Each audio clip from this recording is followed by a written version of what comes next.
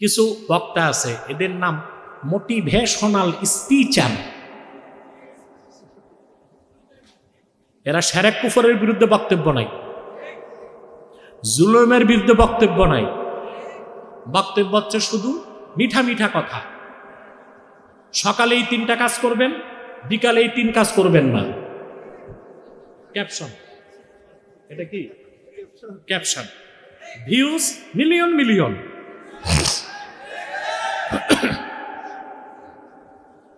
এমন ক্যাপশনও থাকে, ক্যাপশন দিয়ে দিছে রাত 12টার পর স্ত্রীকে চুমু দিলে কি হবে। বুস্টিং ছাড়া মিলিয়ন মিলিয়ন মানুষ দেখতেছে। এগুলো দেখেন আপনারা? ওনারা নাকি মোটিভেশনাল স্পিচার। শিরকের বিরুদ্ধে কথা নাই, কুফরের বিরুদ্ধে কথা নাই, বাতিলের বিরুদ্ধে কথা নাই। ফিলিস্তিনের পক্ষে কথা বলতে গেলে ইসরায়েলের বিরুদ্ধে কোনো বক্তব্য নাই। দেখেন, ওনারা জনপ্রিয়তা অর্জন করতে বলে, জনগণকে বলে কে কে হালাল প্রেম করবেন। যুবকরা হাত উঠে। আমার মনে হয় কিছুদিন পর পর বলবে কে কে হালাল মদ খাবেন। সব কিছুকে কি ইসলামীকরণ করা যায়? যেটা হারাম চিরকাল হারাম কিনা? কথা বলেন। যেটা না যায় চিরকাল না যায় কিনা? হ্যাঁ। সেকেন্ড নিয়ম হচ্ছে ফি হালাতিল ইদতিরার, বিপদের সময় হারাম জেনে হারামকে গ্রহণ করা যায় সাময়িক, কিন্তু ওটাকে হালাল মনে করার সুযোগ নাই। যারা অতিমাত্রায় গণতান্ত্রিক তারা বলে আবু বকর সিদ্দিক নাকি গণতান্ত্রিকভাবে নির্বাচিত হয়েছেন। ঈমান থাকবে? হযরত ওমর গণতান্ত্রিকভাবে নির্বাচিত হয়েছে না। গণতন্ত্র হচ্ছে মানুষের মাথা গণা হয়। কি গণা হয়? যার ভোট বেশি। তো গণা হইল কি? মাথা। মাথার কোয়ালিটি দেখা হয়েছে? কথা বলে কোয়ালিটি। গণতান্ত্রিকভাবে নির্বাচন যেটা হয় ভোট। ঢাকা বিশ্ববিদ্যালয়ের ভাইস চ্যান্সেলরের মাথার যে মূল্য, গুলিস্তানে জুতা সেলাই করে মুচির মাথার না পার্থক্য আছে? একই মূল্য না? কোথায় ভাইস চ্যান্সেলর আর কোথায় মুচি? কারণ এখানে মাথা গণা হয়, মাথার কোয়ালিটি দেখা হয় না। খেলাফত হচ্ছে মাথা গণা হয় না, মাথার কোয়ালিটি দেখা হয়। হযরত ওমরের সিদ্ধান্তে সবাই একমত হয়েছেন। সিদ্দিকে আকবর খলিফা হয়েছেন। সিদ্দিকে আকবর ইঙ্গিত দিয়েছেন, হযরত ওমরকে সবাই খলিফা মেনেছেন। মাজলিসে শুরার ভিত্তিতে হযরত ওসমান খলিফা হয়েছেন, হযরত আলী খলিফা হয়েছেন। খোলাফায়ে রাশিদিন কয়জন? 5 জন। 4 জন না, 5 জন। আবু বকর, ওমর, ওসমান, আলী, ইমামে হাসান, তিনিও খোলাফায়ে রাশিদিনের একজন। বৃহৎ স্বার্থে তিনি হযরত মুআবিয়া রাদিয়াল্লাহু তাআলা আনহুর খেলাফতকে সমর্থন দিয়েছেন। ওনার সমর্থন পাবার পরই হযরত মুআবিয়ার খেলাফত বৈধতা পেয়েছে। কথা বুঝতেছেন? 60 হিজরিতে হযরত মুআবিয়া ইন্তেকালের পর একচ্ছত্র নিয়ন্ত্রণ প্রতিষ্ঠা করে ফাসেক ফাজের দুষ্ট লোকদের সহযোগিতায় 34 বছর বয়সে নিকৃষ্ট ইয়াজিদ খেলাফতকে দখল করার চেষ্টা করছে। শুরু হলো ইমাম হোসেনের সাথে দ্বন্দ্বের সূত্রপাত। এবার আলোচনা কোথায় শেষ হবে বুঝতে পারছেন? কথা বলেন। শুরু হয়েছে এখন শেষের দিকে। এখন ইমাম হোসেনের সাথে ওনার ইয়াজিদের দ্বন্দ্ব হলো কি নিয়ে? ইমাম হোসেন চেয়েছেন খিলাফা আলা মিনহাজিন নবুওয়াহ। খোলাফায়ে রাশিদিন যেভাবে খলিফার দায়িত্ব নিয়েছেন, যেভাবে পরিচালনা করেছেন খেলাফত, সেই আদর্শের ভিত্তিতে খেলাফা পরিচালিত হবে, মুসলিম রাষ্ট্র পরিচালিত হবে। ইয়াজিদ জোর জবরদস্তি হযরত মুআবিয়ার ইন্তেকালের পর পৈতৃক সূত্র হিসেবে মসনদকে দখল করছে। একদিকে ছিল খেলাফত, আরেকদিকে ছিল মুলুকিয়াত। তার দ্বন্দ্বটা ছিল রাজনৈতিক না আদর্শিক? বলেন। আজকে এজিদের দালালি করে যারা বলে ইমাম হোসেন ভুল করছিলেন, উনি বুঝেন নাই, খোদার কসম এজিদও লানতপ্রাপ্ত, এজিদের দালালরাও লানতপ্রাপ্ত। ইমাম হোসেন কেন কারবালায় গেলেন তিনি কি বুঝেন নাই? কথা বলেন, ওনার বক্তব্যটাই শোনেন। ওনাকে আব্দুল্লাহ বিন আব্বাস সহ অসংখ্য সাহাবী পরামর্শ দিলেন, আপনি কারবালা যেন না, ইরাকে যায়েন না। আপনার ভাই ইমাম হাসান তিনি যেভাবে মুয়াবিয়ার খেলাফতকে মেনে নিয়েছিলেন, আপনিও সেভাবে এজিদেরটা মেনে নেন। হযরত ইমাম হোসেন জবাব দিয়েছেন, ইন্নী লা আরজু আন ইউতিয়াল্লাহু আখি আলা নিয়াতিহি ফি হুব্বিহিল কাফফা। আমার ভাই হাসান মুসলিমদের বৃহৎ কল্যাণে মুয়াবিয়ার খেলাফতকে মেনে নিয়েছিলেন, হাত গুটিয়ে রেখেছিলেন, তার নিয়তের কারণে আল্লাহ তাকে পুরস্কার দিবেন। ওয়া আইয়ুতিয়ানি আলা নিয়াতি ফি হুব্বি জিহাদাজ জালিমিন। আর আমার নিয়ত হচ্ছে জালেমদের অপশাসন থেকে মুসলিম দুনিয়াকে রক্ষা করা। আমার নিয়তের বিনিময়ে আমাকে আল্লাহ ভিন্ন পুরস্কার দিবেন। কার কথা? ইমাম হোসেনের কথা। তিনি বলেছেন, আমি জালেমদের বিরুদ্ধে জিহাদে যাচ্ছি।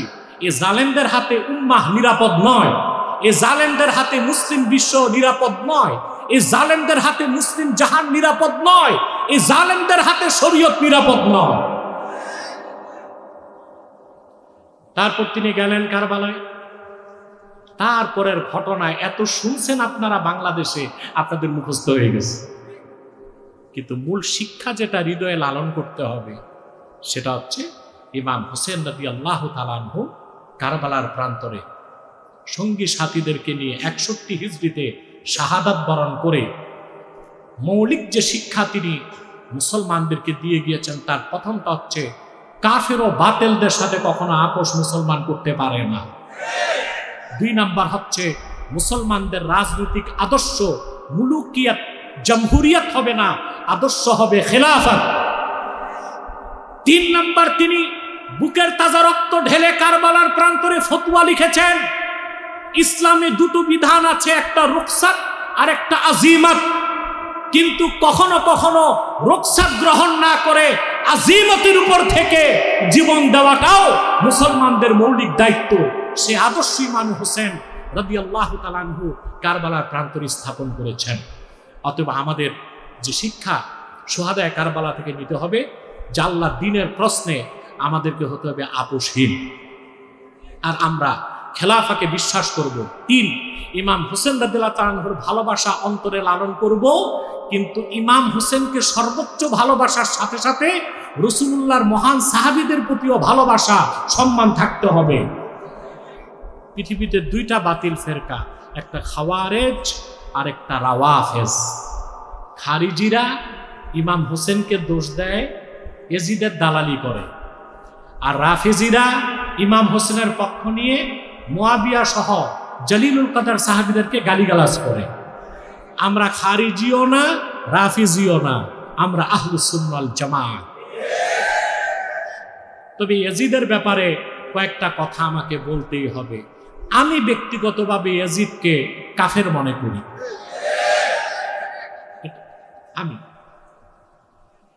আমি প্রচুর পড়াশোনা করছি এই ব্যাপারে আমার 1 ঘন্টা 15 মিনিটের একটা ডকুমেন্টারি আছে, এটা দেখার চেষ্টা করবেন। আজকে তো এই সময় নেই, ওটা দেখে নেবেন। আজকে কয়েকটা বিষয় আপনাদেরকে বলছি। দেখেন, তাফসীর রুহুল মাআনিতে আল্লামা আলুসি রুহুল মাআনি 25তম খণ্ড 309 পৃষ্ঠায় তিনি কোরআন শরীফের একটা আয়াতের ব্যাখ্যা করতেছিলেন। ফাহাল আসাইতুম ইন তাওয়াল্লাইতুম আন তুফসিদু ফিল আরদ ওয়া তুকাত্তিউ আরহামাকুম উলাইকা আল্লাযীনা লা'আনাহুমুল্লাহু ফাআসাম্মাহুম ওয়া আ'মা আবসারাহুম। এই আয়াতের তাফসীর করতে যে ইমাম আলুসি রুহুল মাআনিতে উল্লেখ করেছেন কথাটি। نقل البرزنجي في الإشاءة والهيثمي في الصواعق أن الإمام أحمد لما سأله ولده عبد الله عن لعن يزيد। আহমদ বিন হাম্বলের নাম শুনেছেন? কত বড় ইমাম, বুখারীর ওস্তাদ, মাযহাবের ইমাম, স্বপ্নে 99 বার আমার আল্লাহকে দেখছেন। গোটা সৌদি আরবিয়া রাষ্ট্রীয়ভাবে হাম্বলি মাযহাবের অনুসরণ করে।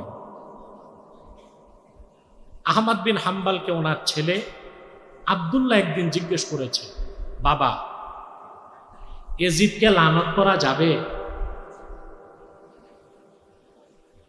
কে জিজ্ঞেস করছেন? আহমদ বিন হাম্বলকে ওনার ছেলে জিজ্ঞেস করছেন, বাবা, ইয়াজিদকে লানত দেওয়া যাবে? আচ্ছা, আপনারা বলেন তো, মুসলমানকে লানত বর্ষণ করা যায়? কাকে লানত বর্ষণ করা হয়? বেঈমানকে। জিজ্ঞেস করছি, ইয়াজিদকে লানত বর্ষণ করা যাবে? আহমদ বিন হাম্বল এক কথায় জবাব দিয়েছেন, কাইফা লা ইউলআনু মান লাআনাহুল্লাহু তাআলা ফি কিতাবিহি। আল্লাহ কোরআন শরীফে যারে লানত বর্ষণ করছেন তারে লানত দেওয়া যাবে না কোন অর্থে? আহমদ বিন হাম্বল বললেন, ফাকাল আব্দুল্লাহ قد قرأت كتاب الله عز وجل فلم أجد فيه لعن يزيد। বাবা, আমি তো কোরআন শরীফ বহুবার পড়ছি, আমার মুখস্থ আছে, ইয়াজিদকে তো কোরআন শরীফে আল্লাহ কোনো লানত দিতে পাই নাই। فقال الإمام إن الله تعالى يقول। হযরত আহমদ বিন হাম্বল তখন এই আয়াতটা পড়লেন, ফাহাল আসাইতুম ইন তাওয়াল্লাইতুম আন তুফসিদু ফিল আরদি ওয়া তুকাত্তিউ আরহামাকুম উলাইকাল্লাযীনা লা'আনাহুমুল্লাহু ফাআসাম্মাহুম ওয়া আ'মা আবসারাহুম। এই আয়াতটা পড়লেন। এই আয়াতে আল্লাহ বলেছেন, সুতরাং তোমরা হেদায়েত থেকে বঞ্চিত হবার পর হয়তোবা পৃথিবীতে ফাসাদ সৃষ্টি করবে, রক্তপাত করবে, আত্মীয়তার সম্পর্ক ছিন্ন করবে। আল্লাহ বলেন, তাদের উপর আল্লাহর পক্ষ থেকে লানত বর্ষিত হয়। আল্লাহ তাদেরকে বধির করে দিয়েছেন এবং অন্ধ বানিয়ে দিয়েছেন। এই আয়াতটা পড়ার পর আহমদ বিন হাম্বল বললেন, ওয়া আইয়ু ফাসাদিন ওয়া কাতিআতিন আশাদ্দু মিম্মা ফাআলাহু ইয়াজিদ। পৃথিবীতে আত্মীয়তার সম্পর্ক ছিন্ন করার ক্ষেত্রে ফাসাদ সৃষ্টি করার থেকে ইয়াজিদের চেয়ে নিকৃষ্ট আর কে আছে? আর সে সাধারণ মানুষের রক্তপাত ঘটায় নাই, রাসূলুল্লাহর কলিজার টুকরা ফাতেমার নয়নের পুত্তলি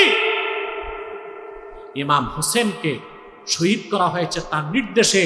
উবাইদুল্লাহ বিন জিয়াদের নেতৃত্বে শুহাদায়ে কারবালাকে শহীদ করা হয়েছে। ইমাম হোসেনকে শহীদ করাকে সে সমর্থন করেছে। ইবনু আসাকির তার তারিখে বর্ণনা করছেন, বেদায়ন নেহায়াতে ইবনু কাসির রওয়ায়াত করেছেন, আল্লামা আলুসি রুহুল মাআনিতে উল্লেখ করছেন, দামেস্কে যখন ইমাম হোসেনের মাথা মোবারক তার সামনে রাখা হলো, কোথায় বড় ঢাল আছে না, ঢালের মাঝখানে ইমাম হোসেনের নুরানি মাথা মোবারক, চারপাশে বাকি শহীদদের মাথা। কুখ্যাত ইয়াজিদ উৎফুল্ল করে বলতেছে, না আবাল গোরাব। কাক তখন চিৎকার করছে, কাক। সে বলল, না আবাল গোরাব কুলতু কুল আওলা তাকুল কাদ ইক্তাযাইতু মিনার রাসূলি দুয়ুনি। নাউযুবিল্লাহ। সে বলল, কাক, তুমি চিল্লাও বা না চিল্লাও, আমি আজকে মুহাম্মদ সাল্লাল্লাহু আলাইহি ওয়াসাল্লাম বদর যুদ্ধে কুরাইশদের 70 কাফের নেতাকে নিহত করেছিলেন, আজকে হোসেনকে হত্যা করিয়ে আমি সেই প্রতিশোধ নিলাম। কার কথা? কার কথা? ইয়াজিদ। তাহলে যারা বলে ইমাম হোসেনকে শাহাদাত করার পক্ষে ইয়াজিদের মত ছিল না, সেটা উবাইদুল্লাহ বিন জিয়াদের ব্যক্তিগত সিদ্ধান্ত, তারা মিথ্যাবাদী, তারা খারিজিদের উত্তরসূরি। ঠিক কিনা বলেন? প্রিয় ভাইরা, ইমামে হোসেন রাদিয়াল্লাহু তাআলা আনহুর শাহাদাতকে সে সমর্থন করেছে। তার নিযুক্ত গভর্নর তার নির্দেশে মদিনাতুল মুনাওয়ারাতে ত্রাস সৃষ্টি করেছিল। তার নির্দেশে তার নিযুক্ত গভর্নর মক্কা মুকাররমাতে ত্রাস সৃষ্টি করেছে, হারামের মধ্যে আঘাত করছে। তার চেয়ে বড় ফাসাদ সৃষ্টিকারী আছে দুনিয়ায়? তার চেয়ে বেশি আত্মীয়তার সম্পর্ক ছিন্নকারী আছে দুনিয়ায়? সেজন্য আহমদ বিন হাম্বল বলেছেন, আল্লাহর পক্ষ থেকে আগত লানতের সবচেয়ে বড় হকদার হচ্ছে ইয়াজিদ। তাহলে যারা ইয়াজিদকে বলে রাদিয়াল্লাহু আনহু, কাফের বলবে কি বলবে না ওটা ব্যক্তিগত মত। অনেক ইমাম কাফের বলছে, অনেকে ফাসেক বলছে, ভালোতে কেউ বলে নাই। তো যারা ইয়াজিদের দালালি করে তারা আসলেই খারিজিদের উত্তরসূরি। আবার যারা হযরত মুয়াবিয়াকে গালিগালাজ করে তারা রাফিজিদের উত্তরসূরি।